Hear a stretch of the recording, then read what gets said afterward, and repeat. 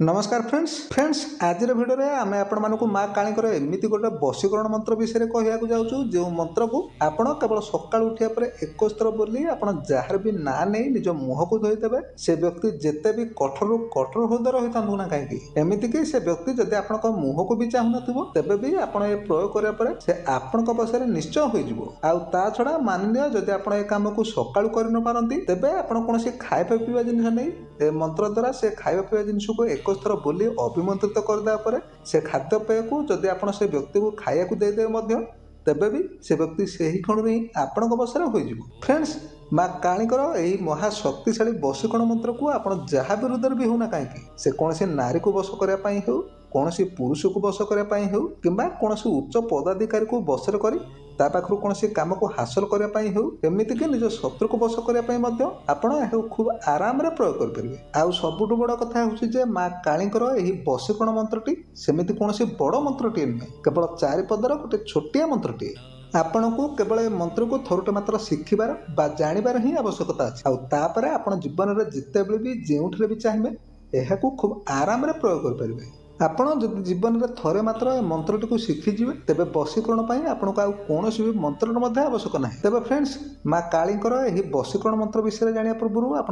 एपर्तंत video गोटे like टे करना तेज जल्दी भिडियो गोटे लाइक करने सहित कमेंट रे आप जय माँ काली निश्चय लिखि था जहाद्वारा माँ काली कृपा आपण सदा सर्वदा रही फ्रेंड्स बर्तमान आप भिडियो स्क्रीन में गोटे मंत्रटीए देखुए यही मंत्र ही माँ कालीकर से शक्तिशाली वशीकरण मंत्र आपण जितेबाला सकाळु उठिबे सकाळु उठिया परे आपण ए मंत्र को 21 थर जप करी आपण जार भी ना नहीं निज मुह को धोइबे आपण जहा ना नहीं निज मुह धोइतिबे से व्यक्ति सही क्षण ही आपण बसरे होई ता छडा जेमिति कि आमे कहिछु जे जदि आपण सकाळु ए काम करि परिबेनी तबे आपण कोनसी खाଇବା पीवा जिंस आनी से खाଇବା पीवा जिंस को ए मंत्र द्वारा 21 थर अभिमंत्रित करी जदि से खाଇବା पीवा जिंस मध्य से व्यक्ति को खाया को दे देबे तबे भी से व्यक्ति से खाद्य द्रव्य खाଇବା मात्र कहीं आपण बसरे निश्चय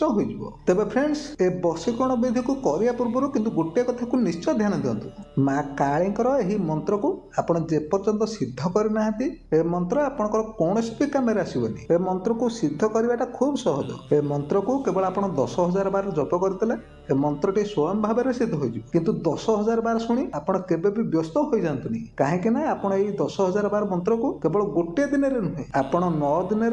11 दिन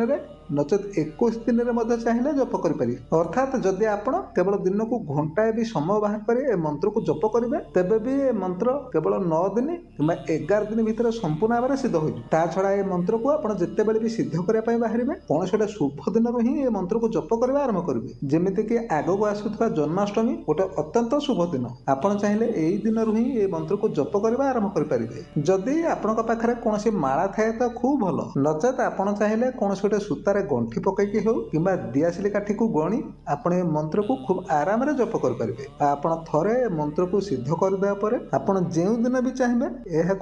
निज काम प्रयोग करेंगे।